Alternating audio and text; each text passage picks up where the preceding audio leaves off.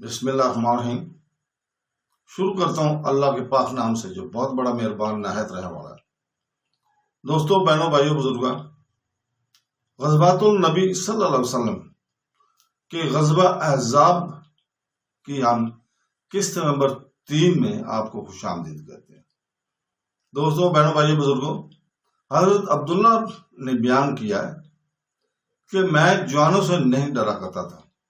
اور حضرت ابن عباس نے ابن انیس نے اپنی مہم کو کامیاب بنانے کے لیے جو منصوبہ بنایا، اس کا ایک حصہ یہ تھا کہ آپ نے حضرت نبی کریم صلی اللہ علیہ وسلم سے بھیس بدلنے کی اجازت طلب کی، نیز یہ بھی کہ آپ سے تقاضائے امر کے مطابق اپنی مہم کو پورا کرنے کے لیے جھوٹ بولنے کی اجازت دیں، تو آپ نے اسے اجازت دے دی،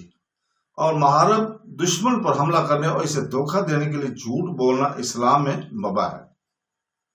حضرت عبداللہ بن انیس دیار بزید کے منطقہ ازتا کے اکٹھ کے مقام کی طرف جلدی سے روانہ ہو گئے، اور جب آپ ان دیار میں پہنچے تو آپ نے خبر کو درست پایا۔ اس جگہ پر آپ اپنی مہم کی تنفیذ کے لیے تدبیر کرنے لگے، اور جب آپ ان دیار میں پہنچے تو آپ نے دشمن کو مزید فریب دینے کے لیے اپنے آپ کو خزاع قبیلہ کی طرف منسوب کیا،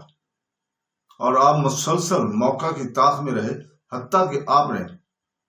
فوج کے سالار سے ملاقات کی جس کے قتل کی ذمہ داری آپ کو سونپی گئی تھی۔ اور جب خالد نے آپ سے پوچھا آپ کون شخص ہیں،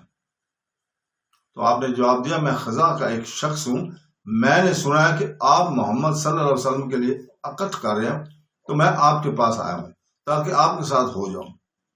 سو خالد بن سفیان نے آپ کو یقین دلاتے ہوئے کہا بے شک میں اس کے لیے اکٹھ کر رہا ہوں،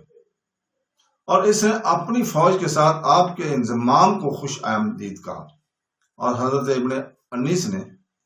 خالد کو ہیبت کی لحاظ سے رسول کریم صلی اللہ علیہ وسلم کے بیان کے مطابق پایا، اور بالفصل اس سے ڈر گئے،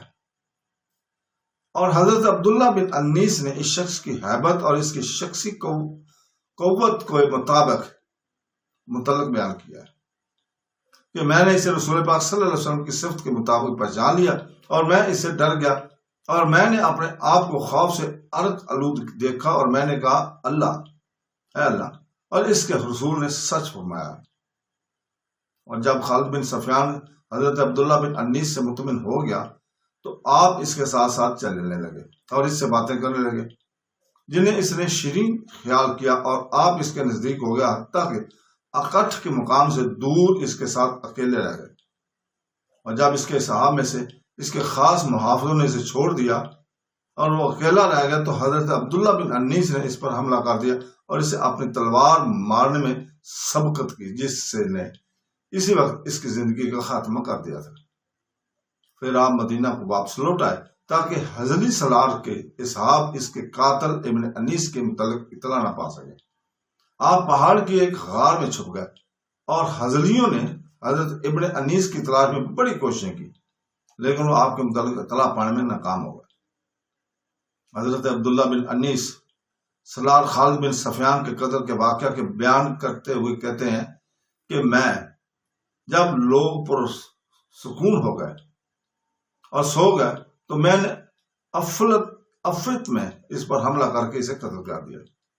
اور اس کے سر کو لے کر پہاڑ کی غار میں داخل ہو گیا۔ تلاش کرنے والے آئے مگر انہیں کچھ نہ ملا، تو وہ واپس چلے گئے۔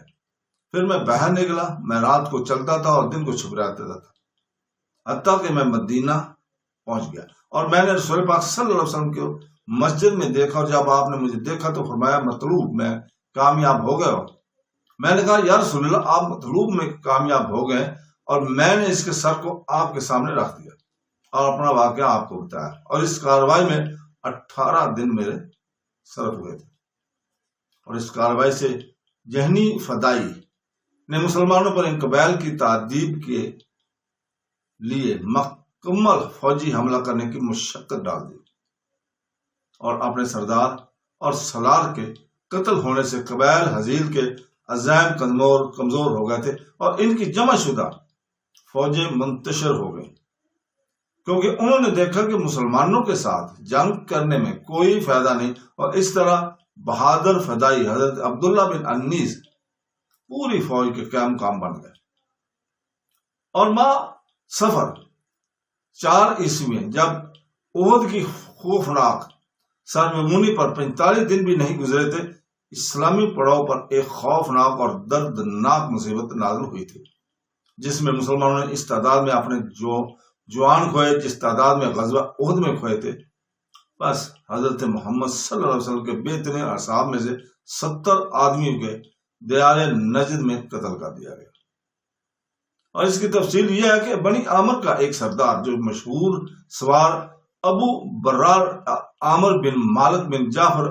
اب الملکب تھا،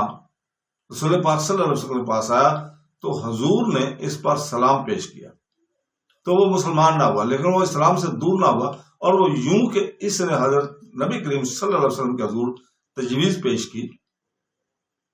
کہ آپ اپنے صاحب کے ایک وفد کے ارض نجد کی طرف اس کے باشندوں کو دعوت اسلام دینے کے لیے روانہ فرمائیں۔ اس نے کہا،